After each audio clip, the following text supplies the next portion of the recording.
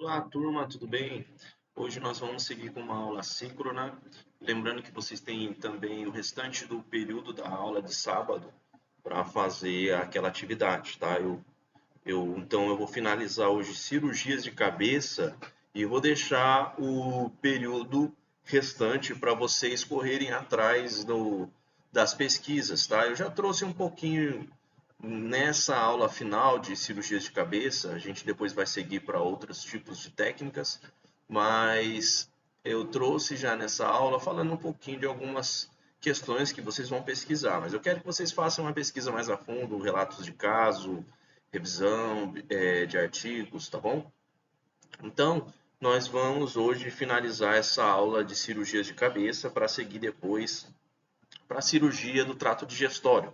A gente vai falar do trato digestório superior, também vamos falar depois, em uma outra eventualidade, encaixar outra aula de cirurgias intestinais, provavelmente no mesmo dia, quem sabe, porque como a gente tem pouco tempo daqui à frente, né, então a gente tem que organizar ainda as aulas teóricas que faltam, né, nesses dias, para dar tempo também da gente fazer a nossa prova, né, vão ser provavelmente pode acontecer igual como está tendo esse feriado, talvez aconteça a nossa prova como vai ser em diagnóstico por imagem, tá? A gente vai ter que fazer 2 módulos, cada prova de 5 questões, tá? Aí a gente separa, né, o conteúdo e praticamente vocês vão responder 10 questões, mas vamos dividir 5 questões para cada nota, que provavelmente o feriado atrapalhou muito. A gente ia fazer a prova na segunda, né? Então, provavelmente a gente vai ter que fazer só semana que vem, na próxima segunda-feira. E tentar também organizar pelo menos uma aula com cadáver, né? Vamos ver se a gente consegue também organizar essa prática antes da prova, tá? Então a gente ainda tem que correr um pouquinho com a teoria, que a gente está, né, fazendo o que pode em cima do tempo que tem. Hoje a gente vai fechar então cirurgias de cabeça nessa aula síncrona que eu preparei para vocês e vamos iniciar.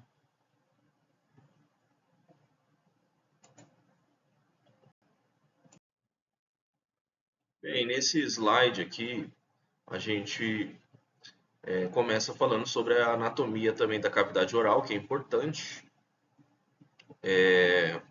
A gente tem aqui mostrando, né, na ilustração, a cavidade oral de um canino, de um cão, né, espécie canina, e aonde a gente nota aqui uma legenda, né, a gente consegue encontrar as estruturas anatômicas, tá? Principalmente os dentes aqui, a gente nota aqui o número 1, correspondente aqui o segundo molar, tá? Praticamente o último dente do cão. Número 3 aqui o palato duro. A gente já falou sobre alguns procedimentos, técnicas voltadas a fístulas do palato, né, e tudo mais, na aula passada. Aqui a gente tem o número 4, palato mole, que já é mais caudal. Língua, correspondente à estrutura número 5.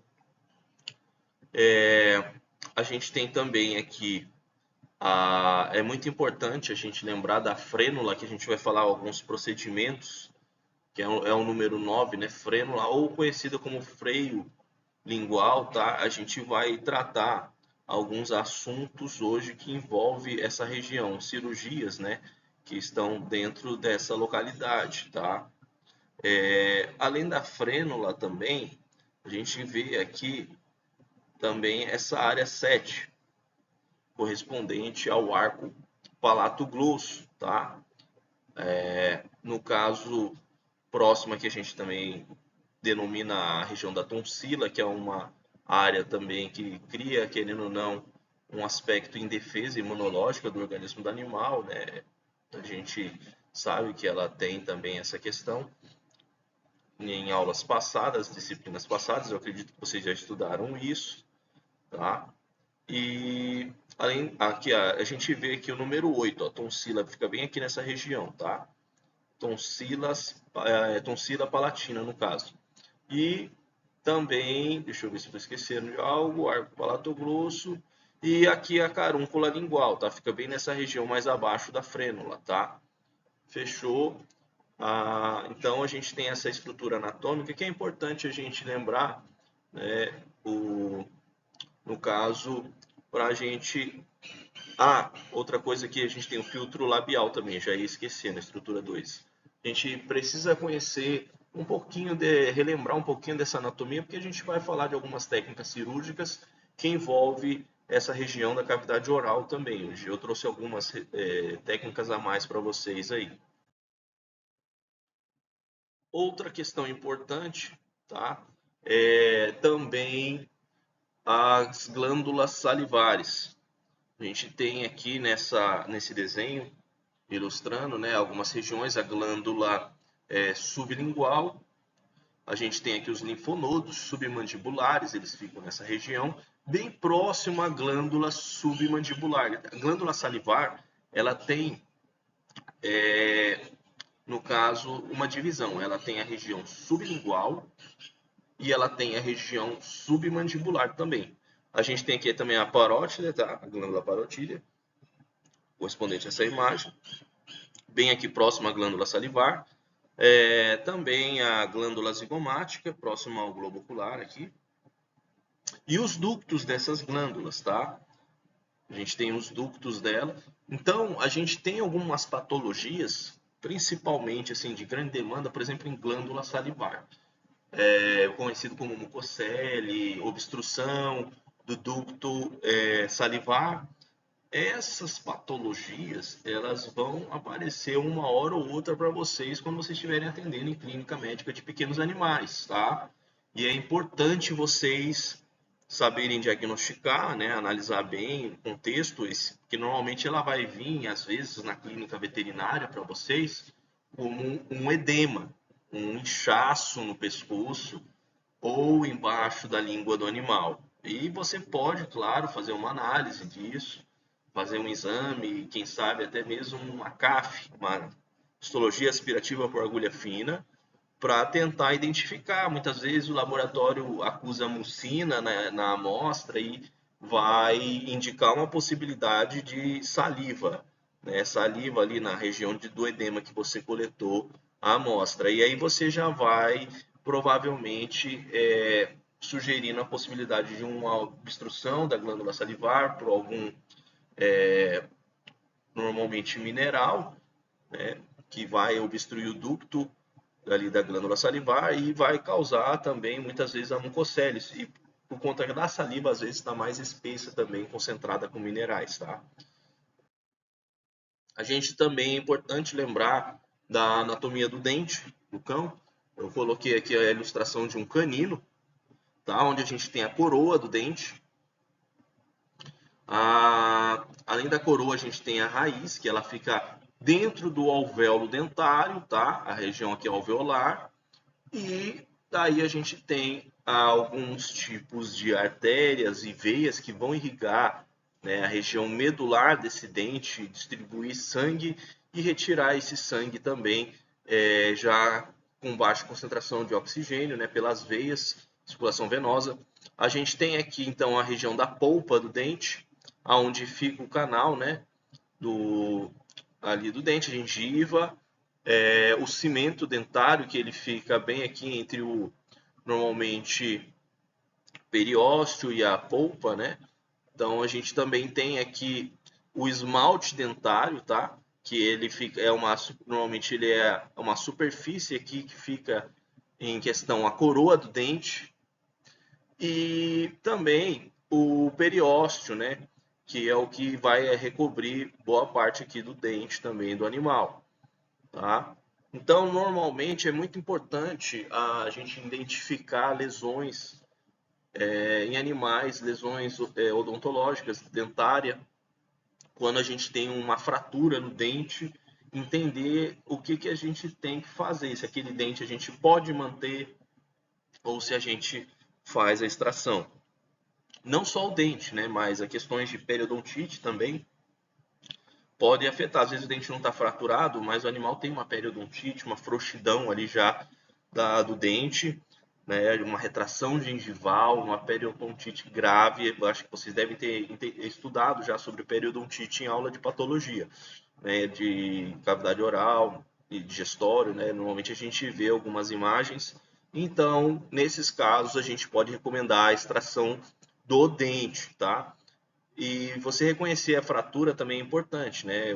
No ser humano, o dentista, ele tem algumas técnicas como canal, né? Para você, quando o dente tem uma fratura profunda, e provavelmente o indivíduo ele acaba tendo uma dor absurda e ele tem que, às vezes, ir numa unidade que vai tratar ele no pronto atendimento e lá eles vão provavelmente indicar um canal, quem sabe, fazer o raio-x dessa odontológico, né?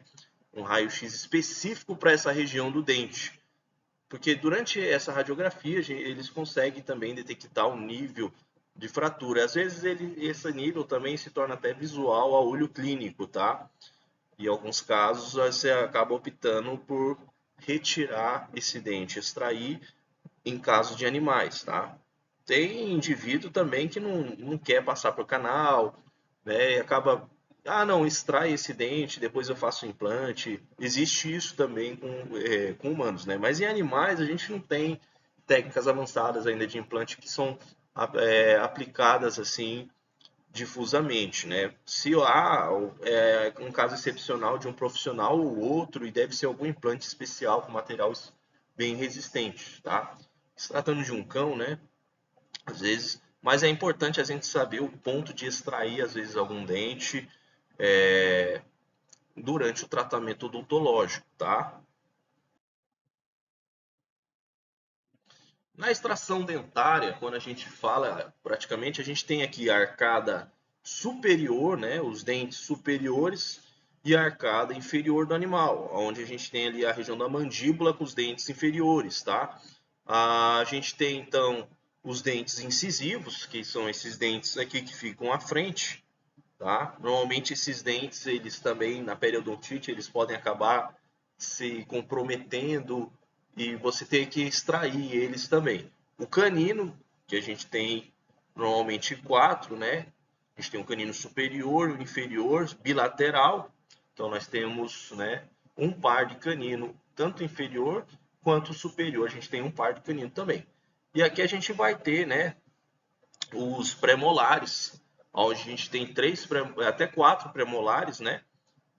E após o quarto premolar, tanto superior quanto inferior, nós temos o primeiro molar, segundo e até mesmo o terceiro molar aqui no final, tá? Esses três dentes aqui. Assim como aqui em cima, a gente já vai ter apenas o primeiro molar e o segundo molar, tá? Coloquei uma outra imagem, né, interessante. Às vezes, alguns especialistas da área de odonto, eles utilizam, né, essas imagens aqui para laudar algum dente que ele extraiu, marcar, né? E aqui a gente tem também todos esses dentes aqui ilustrados, tá bom?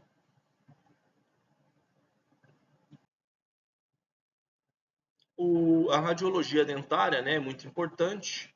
Aqui a gente nota um grau de periodontite, né, um dente bem, provavelmente que já está em estado de frouxidão, né, olha, já tem absorção óssea desse dente, e um dente aqui que já está em característica aparentemente mais saudável, tá? Então a gente nota que o raio-x é importante na avaliação radiográfica. Às vezes, quando a gente faz um raio-x cranial desse animal, a gente acaba entrando, por coincidência, com uma avaliação do dente do animal. Por coincidência, a gente acaba tendo esse achado e às vezes a gente pode acabar indicando uma cirurgia, né, de ali um procedimento para extrair esse dente, né? Você vai ter que trabalhar como um cirurgião dentista e acabar ali. Isso envolve sedação, tá, gente? Não dá para fazer um procedimento desse com o animal acordado, com anestesia local, fazer um bloqueio ali infraorbitário, ou um bloqueio mandibular, um bloqueio alveolar, um bloqueio mentoniano. Não existe. Você vai fazer esses bloqueios? Vai, mas o animal ele vai ficar sedado, tá? Não tem só como contar apenas com bloqueio, né? Como é feito na odontologia convencional em humanos, né? Então, se tratando de animais, a gente vai fazer a sedação para poder tratar esse dente, tá? Normalmente, para extração dentária, a gente tem alguns materiais que a gente pode estar utilizando para facilitar a extração, como uma alavanca, tá? Forceps. também o buticão, tá? Aí até mesmo uma broca, para a gente fazer a odontosecção. A odontosecção nada mais é que eu serrar esse dente com uma broca de alta precisão, aonde eu vou separar as raízes dele e extrair a unidade, ou a coroa, com a raiz cranial e um pedaço da coroa com a raiz cranial. Eu vou fragmentar esse dente para facilitar a extração dele, tá? Então, eu consigo fazer a extração dentária através da odontosecção ou simplesmente utilizando o buticão, amolecendo. Esses dentes, normalmente molares, por eles serem dentes maiores, né, e dá mais trabalho, né, muitas vezes a raiz deles são mais profunda. Então, existe essa possibilidade de extrair através da odontosecção. Às vezes o buticão, se você tiver um buticão, você consegue extrair. Acontece muitas vezes da hora de você tracionar o dente com o buticão, desse dente fraturar, tá? Ele acaba quebrando. Você acaba fazendo uma odontosecção traumática ali pelo buticão, mas ainda assim você consegue extrair. Mas tem que tomar muito cuidado com isso, né? Essa alavanca aqui, ela tem de vários formatos, tá? Essa aqui é o padrão que é mais utilizado. Você consegue colocar isso aqui na furca de alguns espaços, às vezes quando tem retração gengival, você consegue encaixar isso nesse espaço de retração e daí com a mobilidade da alavanca você consegue ali afrouxando e amolecendo mais aquele dente ali, tá? Fazendo ele perder a resistência com o alvéolo para você conseguir extrair ele mais fácil. O buticão também. O buticão ele é um alicate, né? Você vai conseguir também. Eu acabei não colocando aqui, mas vocês depois podem dar uma pesquisada sobre ele, o buticão. Vocês vão encontrar. Ele tem de forma reta, ele tem com uma curvinha na ponta também, que facilita ali a manobra quando você vai normalmente fazer a retirada do dente, tá? Bom, então é importante você saber, né, em casos de periodontite grave, tomar essas providências e explicar para o tutor que provavelmente o animal dele pode perder alguns dentes e você vai avaliar dentes que estiverem condenados, você vai extrair, depois ele autorizando o procedimento, você pode dar andamento, tá? A mucocele salivar também é muito importante, é um diagnóstico recorrente também na clínica de pequenos animais, é o acúmulo de saliva no tecido anexo e glândula salivar, tá? Geralmente no subcutâneo, porque acaba rompendo muitas vezes o ducto salivar, tá? Ocorre ali o entupimento do canal da glândula, cursando para o extravasamento da saliva para o tecido, e aí a saliva fica livre no subcutâneo. Pode ocorrer por cálculo ou por trauma, né? Algum cálculo, algum tipo de mineral que formou um cálculo ali praticamente, e também por trauma, às vezes você enforcar o animal com alguma coleira, coleira apertada, acaba ali comprimindo a região, né, dependendo, né, ou então o animal ter realmente sofrido algum acidente, machucou, impacto, cortou ali o ducto, algo assim. O mais comum também são sublingual, né, a rânula da língua ali, e a cervical, que é onde fica posicionada os dois pontos da glândula salivar, tá? A gente consegue encontrar nesses dois pontos esse extravasamento. O tratamento, normalmente a gente tem um tratamento clínico, porém ele não é muito indicado por recidiva, tá? Você vai drenar aquilo lá, aquele conteúdo, pode drenar inicialmente para fazer até mesmo um CAF. E aí você pode ver o máximo que você consegue drenar, utiliza antibiótico, mas provavelmente aquilo vai dar recidiva de novo.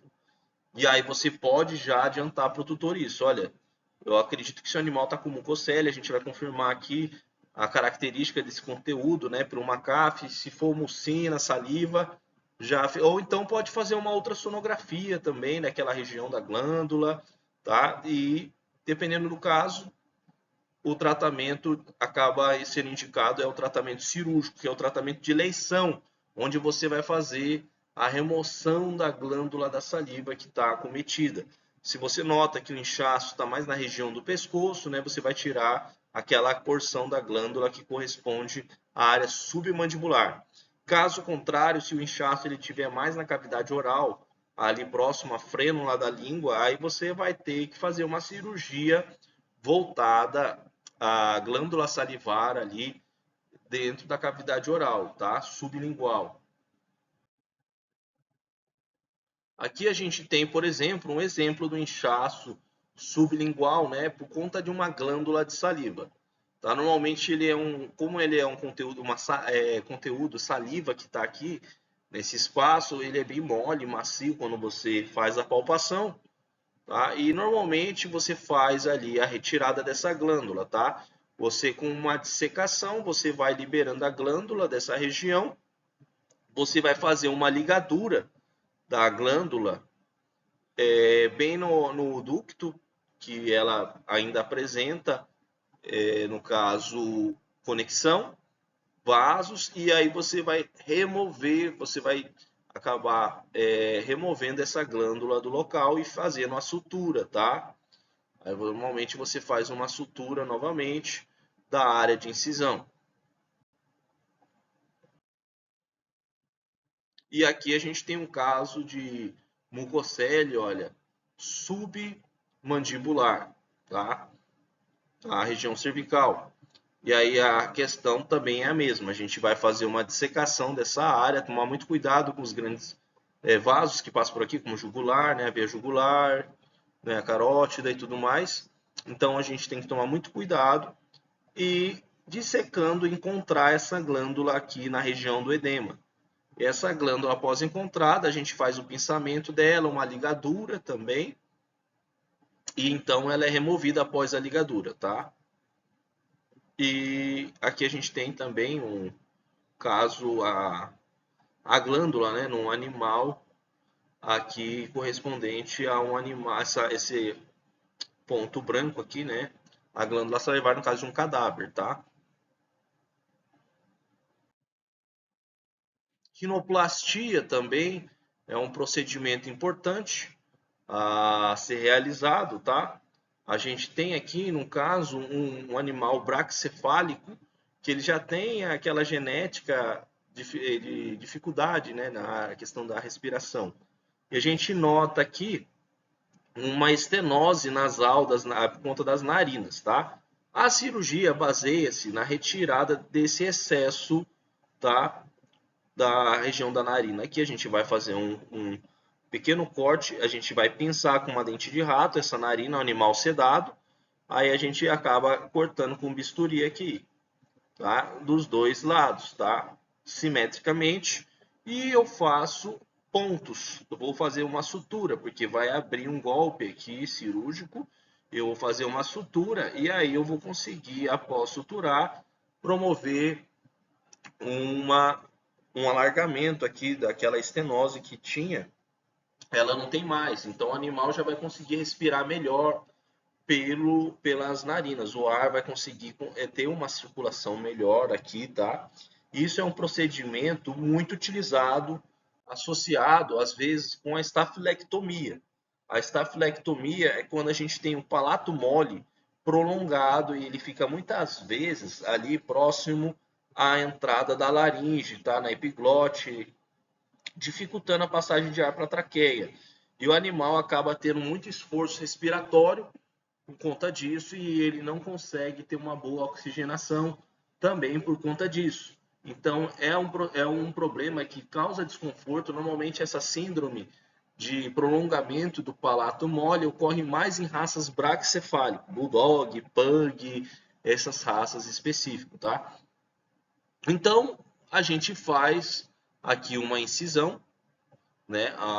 No caso desse palato mole que está em excesso, a gente vai remover o excesso dele e suturar esse palato. Se fizer com bisturi ultrassônico, basicamente só a retirada do palato. Não, ele normalmente a cauterização dele acaba aderindo bem os tecidos ali também e não tem necessidade de sutura.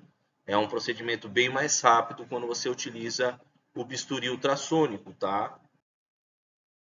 A gente tem aqui demonstrando, tá, o procedimento da estafilectomia. a gente tem uma hélice segurando, eu ancoro 2 pontos na lateral do palato aqui, tá? Para poder posicionar uma pinça nesses 2 pontos. Não preciso dar nó, tá? A pinça já é o suficiente para segurar. E aí eu consigo trabalhar melhor. O animal fica com a boca aberta, né? Tem que ter um abridor de boca ali normalmente, ou alguém segurando com uma gaze, né? Tem algumas técnicas que a gente pode estar trabalhando com auxiliar ali para ele manter estabilizado o animal com a boca aberta ali. Em decúbito, normalmente a gente usa o decúbito dorsal, tá? O animal, desculpa, decúbito ventral. O animal ele fica com a barriga para baixo. Então ele fica deitado com a barriguinha para baixo ali na mesa cirúrgica e você vai abrir, podendo usar uma gaze nessa arcada do dente para poder segurar o auxiliar na arcada superior. Isso facilita, antes dos caninos, né? Facilita ele ter um local de apoio para segurar essas 2 pontas de gaze. Quando ela fica esticada, a gaze, ela vira um cordão, digamos.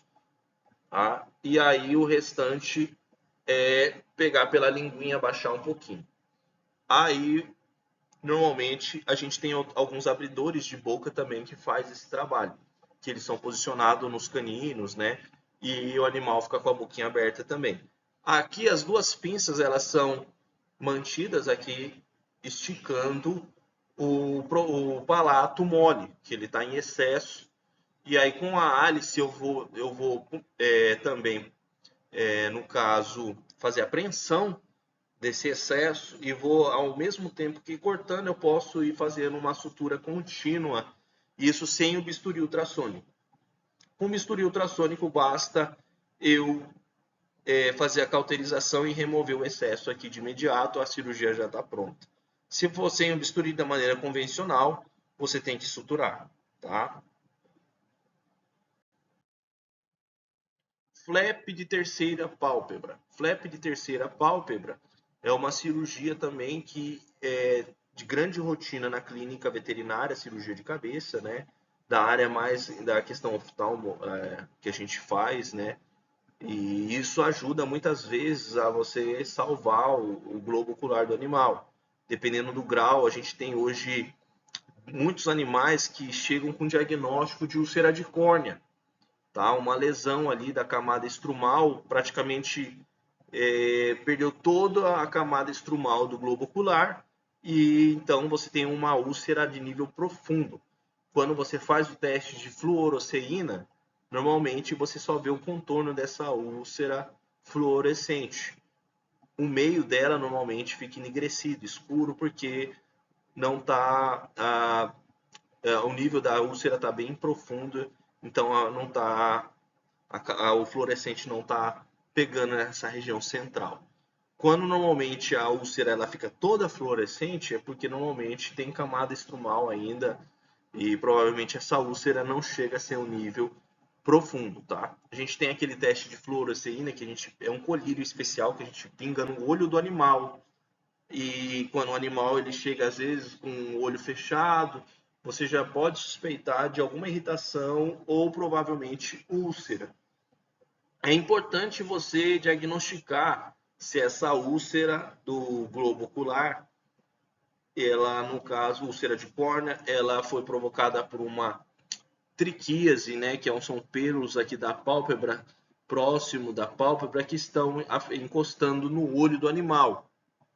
Ou uma distiquíase, que quando um pelo ele fica invertido para meio que para o globo ocular.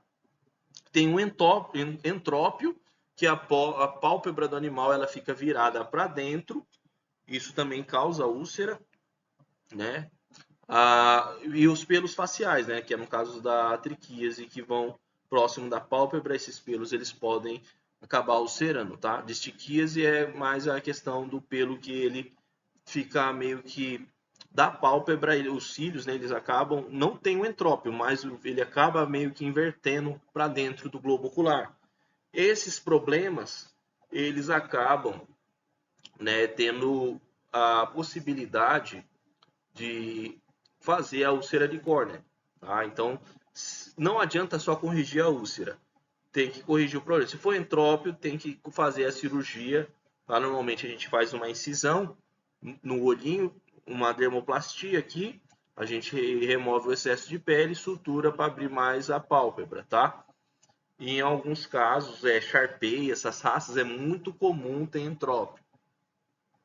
Só que o ideal é não operar entrópio em Sharpei filhote, porque ele vai crescer mais e a pele dele vai se esticar mais. E você pode, operando ele... O que as pessoas fazem precocemente em filhotes Sharpei que tem entrópio? Eles suturam, eles esticam um pouquinho com pontos, sem fazer incisões na pele. Porque futuramente eles soltam aquele pontinho. Eles não querem fazer permanentemente, né, esticar a pele desse animal, porque conforme eles forem crescendo, o crescimento ósseo, aí aquela pele tende a se esticar mais. E se você esticou ela na cirurgia, ela vai ficar, o olho pode ficar muito exposto, você pode acabar prolapsando uma glândula nictitante e gerando um outro problema futuro, achando que está ajudando o animal, mas na verdade você está comprometendo o futuro dele, do globo ocular. Então, o ideal é você fazer só um pontinho na pele sem fazer incisão para ficar permanentemente esticada a pele. Você vai temporariamente esticar a pele dele só para dar tempo dele crescer, causar conforto, utilizar alguns colírios especiais para lubrificar, como o Ilogel colírio, né? Mas a gente recorre a esse manejo cirúrgico, tá? Não é um manejo traumático, é só um pontinho. Você simplesmente vai pontilhar a pele do animal para poder esticar um pouquinho, sem golpe, sem incisão. Agora, uma maneira permanente, normalmente, de correção de entrópio, você faz uma incisão, você vai tirar um pedaço da pele e aí você vai suturar e aí o animal vai perder aquele excesso de pele e vai ficar esticado permanentemente. Para animais adultos é bem recomendado, tá? Mas se for um Shar-Pei filhote, jamais faça isso. Parece algo estranho você dar ponto sem corte, né? Mas é um manejo que você vai utilizar para conter o excesso de pele apenas daquele filhote, tá? E aí a terceira pálpebra ela entra para questões de úlcera profunda. Normalmente o animal pode apresentar um grau de lesão assim, tá? A gente tem aí alguns casos, né, de problema, como eu disse para vocês, com pelagem, ou então ele passa a pálpebra passa a patinha no olho, né? E isso tudo pode causar lesão. Às vezes um shampoo incomodou o olho, tá? Então a gente tem aqui, né, nesse caso, uma úlcera bem profunda. Aí a distiquíase é muito comum também nessas raças Shih Tzu, né, que é uma condição rara em algumas raças que não são braquicefálicos, mas em braquicefálicos pode acontecer, tá? Onde os cílios eles vão crescer na pálpebra e eles acabam emergindo, né, na glândula miebômio, miebômio, que a gente chama, e acaba irritando o olho, causando dor, lacrimejamento, vermelhidão. Isso coça o olho também do animal, faz ele passar a pata. A gente utiliza alguns colírios lubrificantes, né? Nesses casos, a gente trabalha a retirada, a cauterização desses cílios, com bisturi elétrico, por exemplo. E aí eles não vão nascer mais ali naquela região que está incomodando. Às vezes eles nascem a distiquíase, né? Aí no caso a triquíase, né? Alguns cílios extras, pelos ali próximo do globo ocular, né? Que tem ali normalmente um crescimento normal, mas eles crescem para dentro da direção do olho. Tá? A gente tem esses dois, distiquíase e triquíase.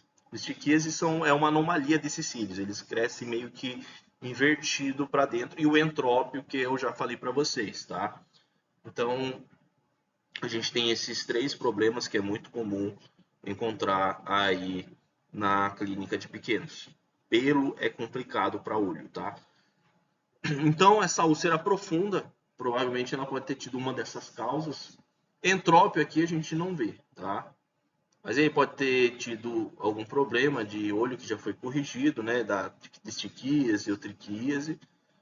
E às vezes aquele pelo triquíase, aquele pelo do focinho mesmo, ele cresce em direção ao olho, esses pelos faciais, e acaba fazendo a úlcera também. alguns pugs de pelo curto, né, a gente nota que o pug ele tem aquela prega subnasal ali, e normalmente às vezes aquela prega ela é muito proeminente e ela acaba ficando bem encostadinha no olho do animal, aquela prega, e como ela encosta no olho do animal, isso acaba lesionando também, formando úlcera de córnea. A recomendação é fazer, em caso de úlcera profunda, o tratamento cirúrgico do flap de terceira pálpebra e a remoção desse excesso de pele da região do focinho. A gente faz uma bilateral muitas das vezes. A gente faz uma dermatoplastia ali da região do focinho, remove aquele excesso de pele para não encostar mais no globo ocular e logo em seguida a gente trabalha a úlcera. Se o tratamento da úlcera for clínico, normalmente a úlcera é superficial. No caso de uma úlcera profunda, a gente tem a possibilidade do flap de terceira pálpebra ou indicar também para um oftalmologista que vai fazer uma microcirurgia de transposição conjuntival para a ferida. Ele vai fazer um debridamento dessa úlcera e ele vai suturar um pedacinho da conjuntiva bem em cima só apenas da região da úlcera, tá? O flap de terceira pálpebra, praticamente você usa a terceira pálpebra recobrindo o globo ocular todinho, tá? Você vai fixar normalmente essa terceira pálpebra na pálpebra superior aqui com uma sutura, tá? A gente tem aqui, por exemplo, essa aqui é a terceira pálpebra, ela foi, no caso, puxada com pontinho, né? Esse ponto ele fica do lado oposto ao globo ocular, um pontinho de nylon mesmo, e aí esses pontos eles passam dentro da pálpebra superior, vem aqui passando sem transfixar toda a terceira pálpebra, tá? Então a gente não transfixa ela toda, o fio não vai ficar roçando esse fio no globo ocular. E aí a gente depois volta aqui novamente para fazendo outra pontinha, como se fosse um ponto em U, pescando essa terceira pálpebra. E a gente pode colocar um botãozinho aqui, ou então um pedaço de sonda de silicone e fazer um ponto aqui, mantendo essa pálpebra repuxada, essa terceira pálpebra, que é a pálpebra conjuntival, repuxada para cima. E o animal não vai ficar com o globo ocular exposto. Essa terceira pálpebra, ela sendo posicionada dessa forma, ela auxilia no processo de cicatrização e revitalização da córnea do animal. A gente acaba removendo isso aí após uns 15 a 20 dias, esse ponto, e aí o animal a gente continua fazendo um tratamento sempre de tobramicina, 8 em 8 horas, né, tratamento de anti-inflamatório sistêmico, e isso daí tende a recuperar animais com úlcera profunda, tá? Ela vai recuperando, é uma alternativa para salvar o olho do animal, tá?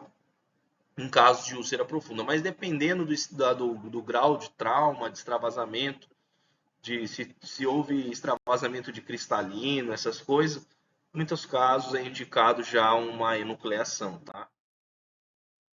A enucleação, né, olha aí, a gente já tem um comprometimento maior do globo ocular, às vezes o animal brigou com o outro e teve um prolapso do globo ocular, e às vezes não só prolapsa, como o animal acaba na briga machucando o próprio globo ocular exposto, comprometendo suas estruturas, músculos da órbita, ou então até mesmo o nervo óptico pode ser lesionado, como eu já peguei casos, né, na avaliação ali com o animal sedado e veio o rompimento do nervo óptico na análise do globo ocular exposto, tá? E aí nesse caso não tem mais jeito, você vai ter que remover o olho do animal. A gente chama esse procedimento de enucleação, tá?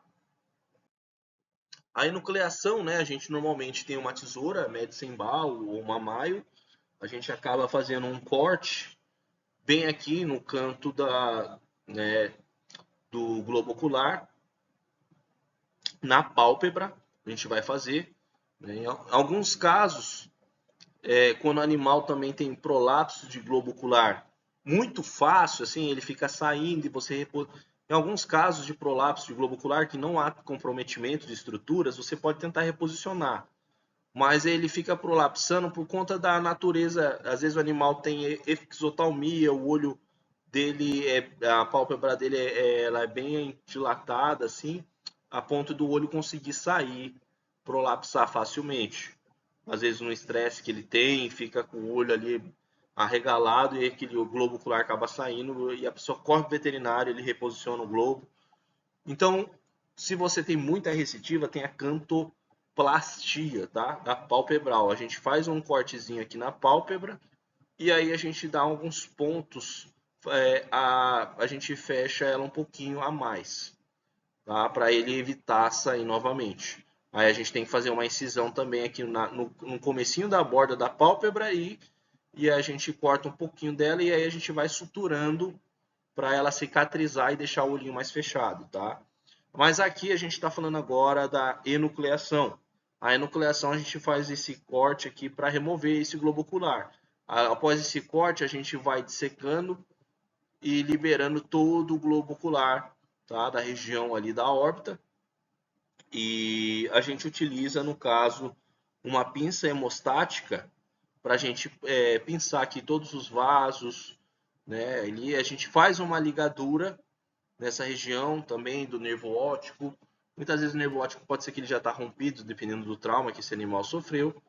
E a gente, após essa ligadura, a gente faz a incisão, o corte desse globo ocular, ele é removido todo. Aí a gente remove também todo esse excesso da terceira pálpebra. Não pode ficar glândula nictante, senão esse animal vai ter um inchaço nessa região da cirurgia por conta de lágrima, tá? Ele vai ficar produzindo lágrima com a pálpebra suturada, cicatrizada, fechada. Aí você vai ter que abrir de novo esse animal só para remover essa glândula nictante. Então não esquecer de remover ela. E aí a gente remove também a região dos cílios ali, toda a parte da questão da pálpebra, tanto inferior quanto superior.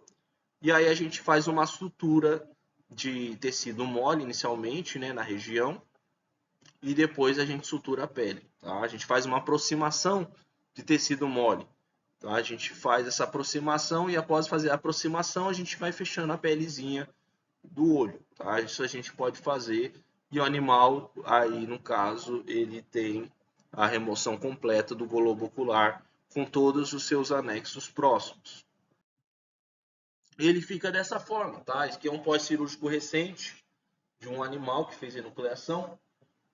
Então ele fica fechadinho, né? E no caso não tem prótese, nada, né? Para colocar no lugar. Infelizmente, né? Às vezes esteticamente não fica uma cirurgia bonita de ver, mas é uma cirurgia que a gente acaba tendo que muitas vezes ter que tomar essa decisão, porque o animal ele já se comprometeu o globo ocular dele por algum trauma, né? Por exemplo, gatos que sofreram muitas vezes doenças virais, né, que acaba criando aquela conjuntivite, ulcerando o olho acaba prolapsando de tanta inflamação e esse olho acaba, e já aconteceu isso comigo. Eu peguei um gato bem filhotinho mesmo, estava com rinotraqueite, clamidiose, parece também, e ele tinha esse problema aí de prolapso do globo ocular. O outro eu fiz o flap terceira pálpebra. O outro já estava bem feinho também, mas dava para salvar. Eu tinha até falado com um colega meu que é oftalmologista, bem conhecido aqui em Manaus, ele falou: Doutor Paulo, você tenta fazer o flap nesse olhinho aí. Qualquer coisa, né, para tentar salvar, porque o outro não tem jeito, o outro você vai ter que nuclear de fato. Até peguei uma opinião com ele para seguir para a cirurgia. Então eu fiz um procedimento desse animal, removi o lado que estava mais comprometido. Eu tenho até esse caso, acho que no meu Instagram lá, depois se vocês quiserem entrar para dar uma olhada. Não sei, acho que deve estar no meu Instagram pessoal ou então no Instagram da clínica, que quando eu tinha uma clínica, ela chamava MedPet USMV. Se vocês forem lá pesquisar no Instagram, talvez esteja lá também.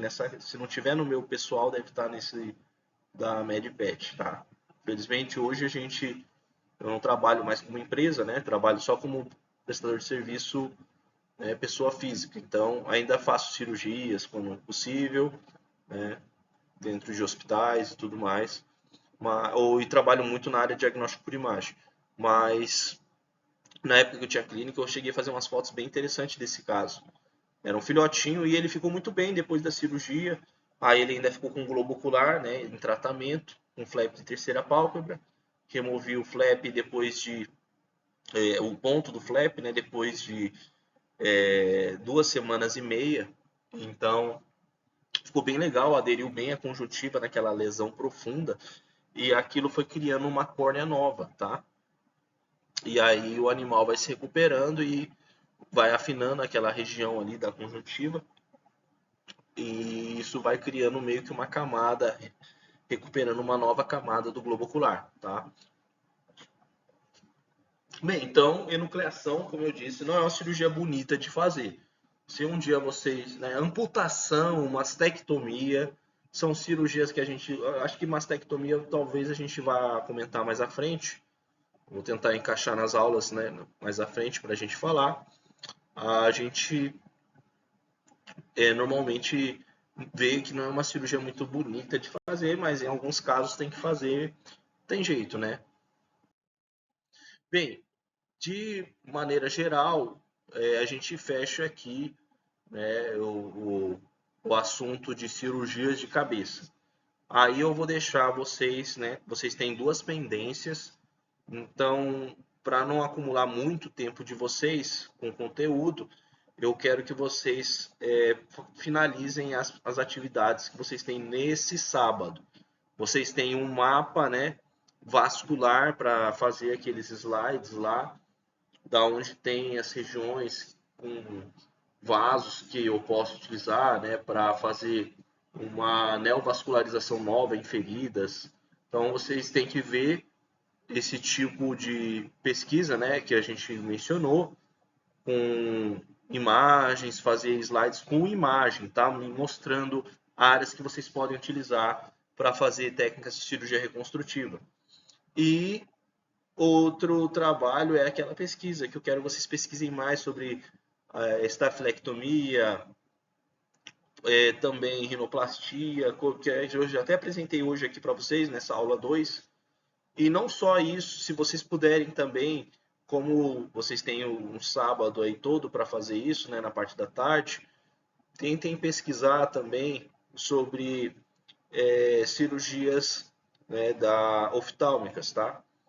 Procurem técnicas de flap, relatos de caso, para vocês entenderem bem mais a fundo como funciona isso de forma de relato de caso, tá?